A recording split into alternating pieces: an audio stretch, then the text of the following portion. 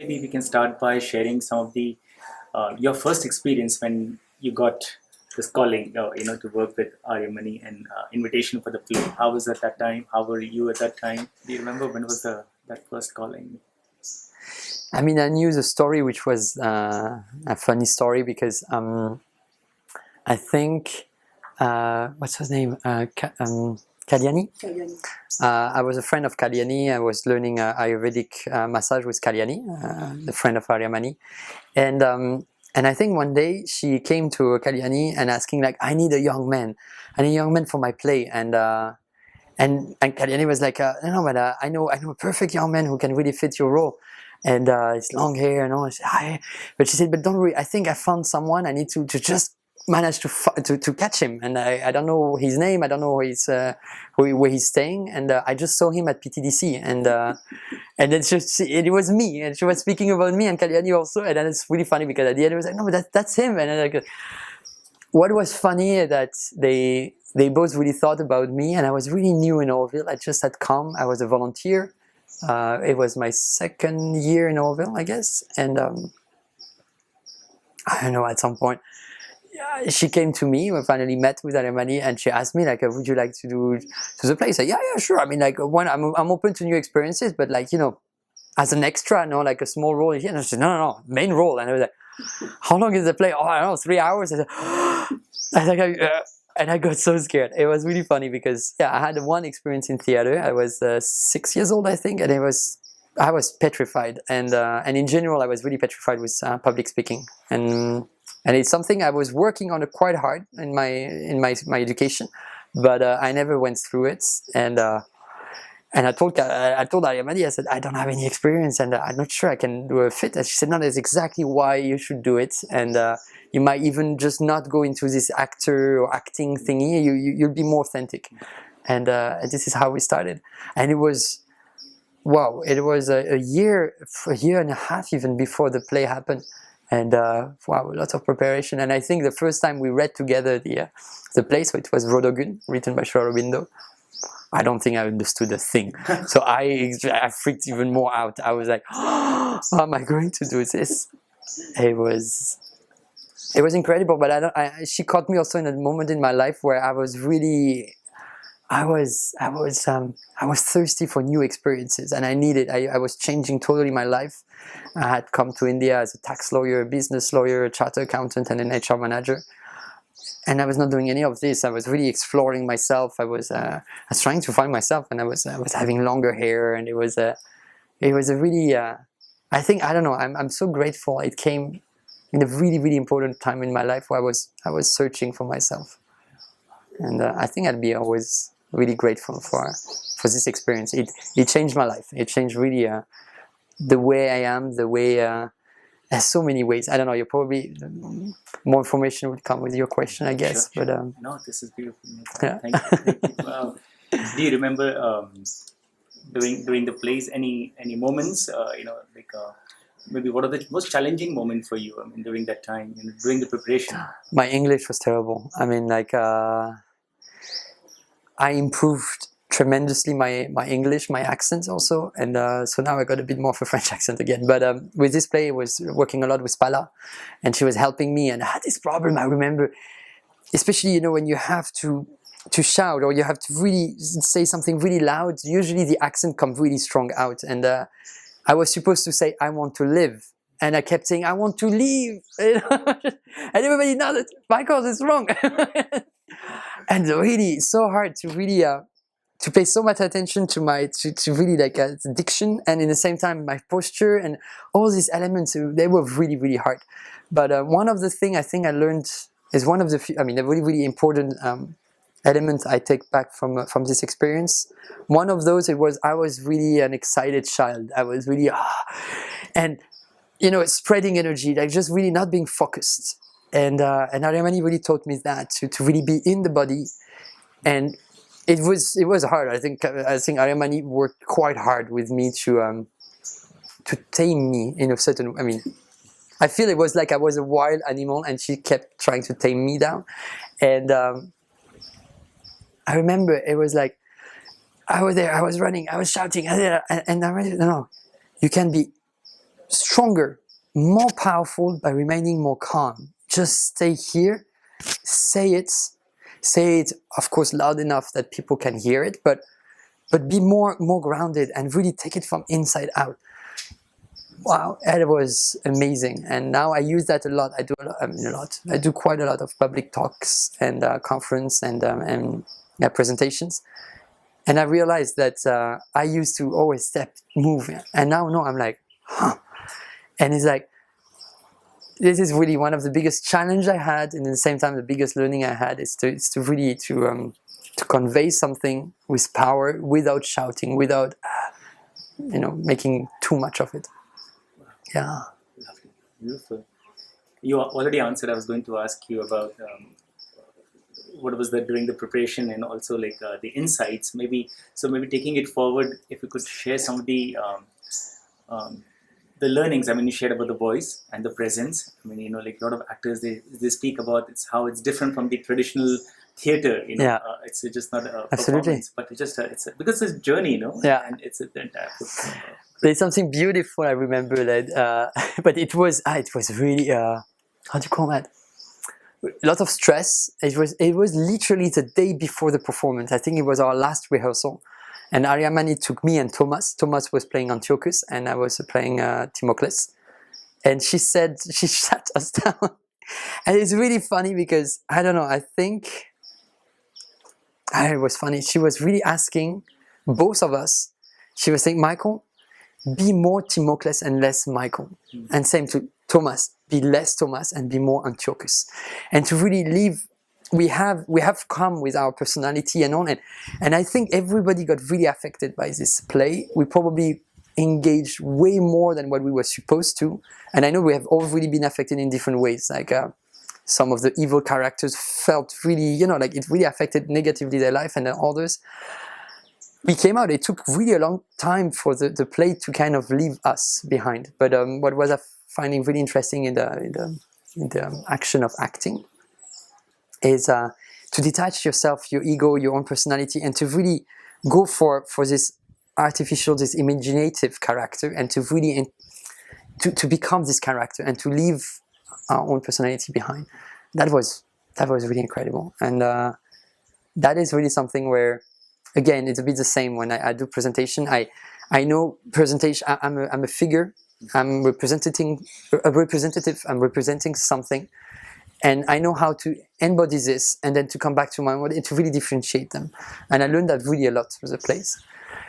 One thing that I can, it's really hard to find words to describe it, but I had all these moments when I was reading and learning the sentences, the script, is to I had this moment where it's sort of a flash of like seeing Sri Aurobindo sitting and writing those, and I felt really honored to be chosen to speak them out, to speak his, and really imagining that he spent hours, and to speak it out, to really share what Sri Aurobindo wrote. So it's nothing like reading Sri Aurobindo. There we have really like, wow, we're sharing and we're speaking up the lyrics and the script of Sri Aurobindo. And for me, it was I don't know. I always had goosebumps. I can't describe how it felt like, but it felt really connecting myself to him, and I found it beautiful to think he wrote that so many years back, and he had put all his energy, all his consciousness in it, and he really wanted to convey a really strong message. And I'm part of the message. I'm a messenger of it. It's amazing.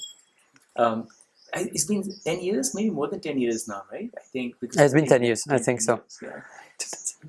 10 years, yes. 10 years. Yeah. So, continuing with Sri Aurobindo, and how does it feel now? I mean, when you look back, because in 10 years, I'm sure you got a chance to feel the spirit or the energy of Sri Aurobindo and the mother here, as your time over here. And so, is there anything from the play till how would you relate? I mean, I would love to hear a little bit more about Sri Aurobindo's, or any insights, or any just the fragrance, which is still you remember, or it just brought you closer. How it brought you closer to Sri Aurobindo, or the humanity, or together with the spirit of your being here right now. It's interesting. I don't think I've think about that this way till now, but I realize now that in that time, and for this play, but then we had the other play, the Viziers of Pasora. It's so funny that days and nights where I was with Sri Aurobindo and Sri Aurobindo was with me, and because I had the script, I was there, I was reading it, I was memorizing it, but also just in general, it's to feel with everyone. It's feeling like a family, we were really, and we are there for Sri Aurobindo and with Sri Aurobindo, and I think I realize it now that I've not been so much involved after that, and I realized that there's a lot of Auroville not living on the side of Sri Aurobindo, but not living Sri Aurobindo. And I realize I miss it. I miss this. No matter how we relate to it, we could be writing books about Sri Aurobindo, we can be reading Sri Aurobindo, we can speak about him, or we can basically act for him. But when we go to the routine of Auroville, your job, your this, your that, I realize that, I'm not so close to Sri Aurobindo anymore. But that time was really special, and not because I was just doing it by myself and for myself. We were doing it as a group, and we were really there all together honoring Sri Aurobindo. And I mean, all this comes from his spirit, and that was really beautiful. And I realized, I got disconnected from that, but I tried to focus that I was connected to it, especially at my beginning coming to Orville, and I don't know. It's not really a clear answer, but. I must say that I think Auroville is missing that. And I think that we should just, I don't know how it is in schools, but I think it's important, and I think it in a really playful way. I felt it was really beautiful. We were together, we were having, we're working, but we're having fun. It's beautiful to do it this way. I feel like it's really, really interesting to relate to his work in this manner, and not too serious, not too lightly, but I feel, really Arya Mani was onto something, and always getting the young people who arrived and are fresh and they're interested in this, and I think maybe we should do more of an effort in order to relate again back to Sri Aurobindo and the mother, in a maybe this playful way, because I think we are losing it. We're losing that. Yeah. That was beautiful. I think one more, and then I invite Arya Mani. Anandamai, who is just there. Yes. Okay. Yes.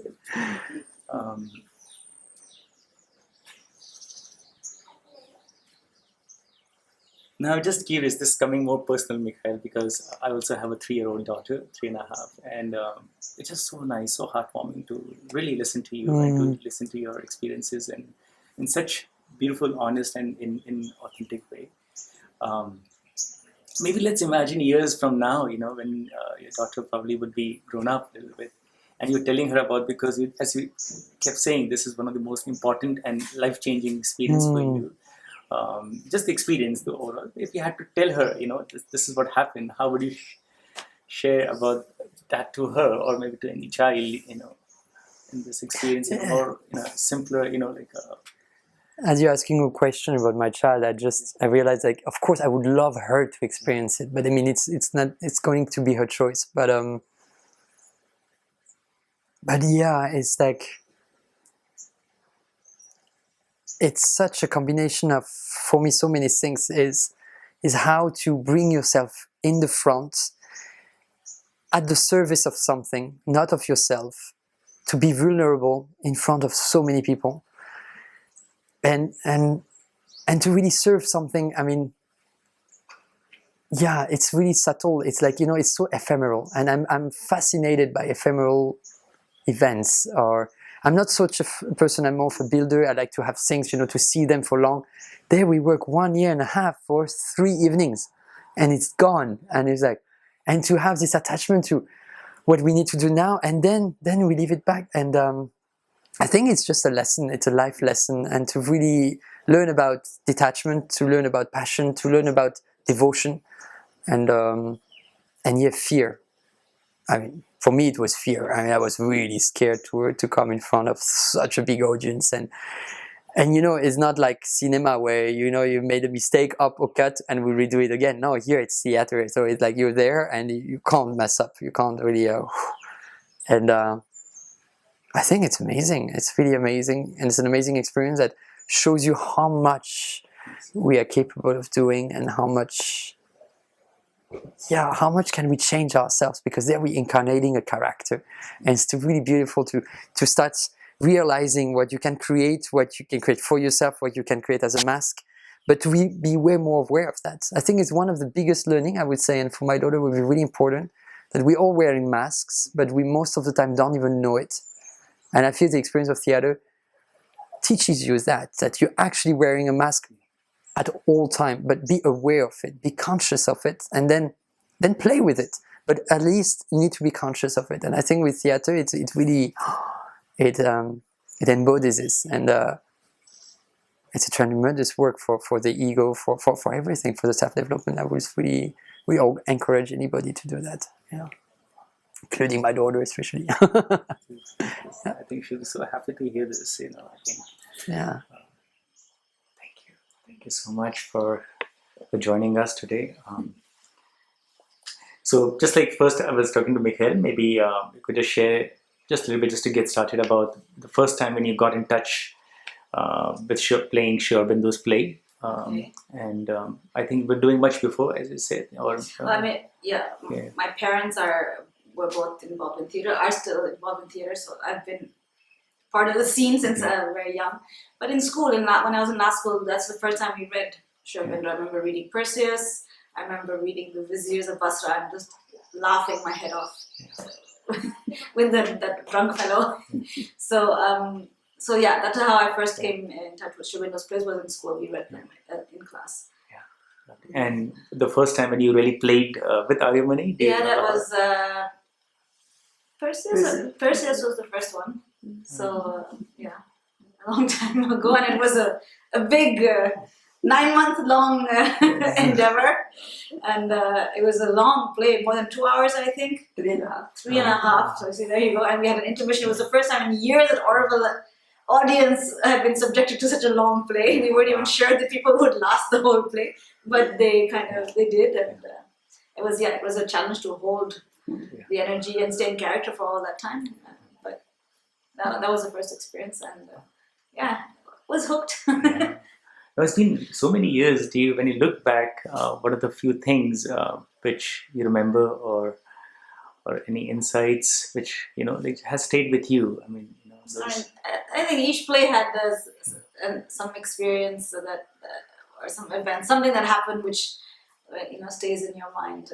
Some particular moments or people or interactions. I mean, chemistry with actors. These things stay. Each play was different. Talking about working with actors, I mean, we have two rock stars, the superstars aspect.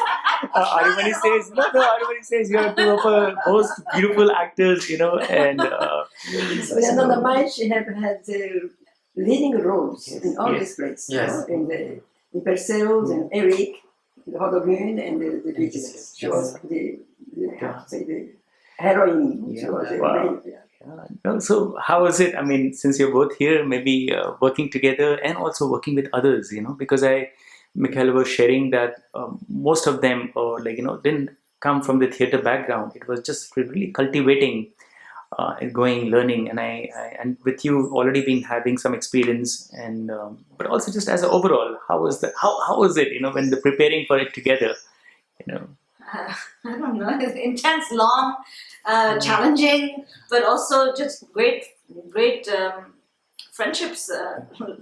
Almost lifelong friendships that are established and developed over the course of putting a play together.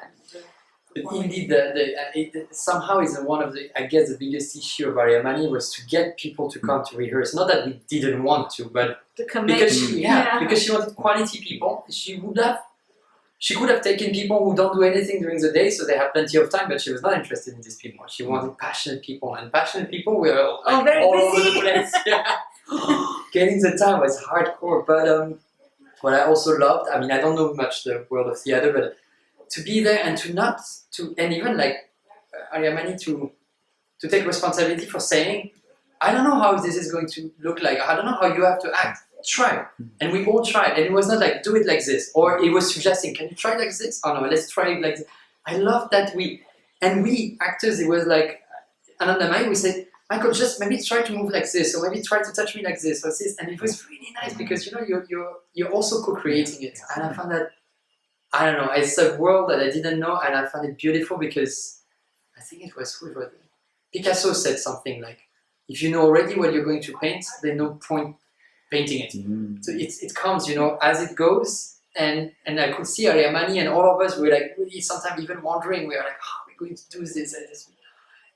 And we just pitched in everybody, and not just the actors in the scene, and they have everybody, it's really a family, everybody's trying to help.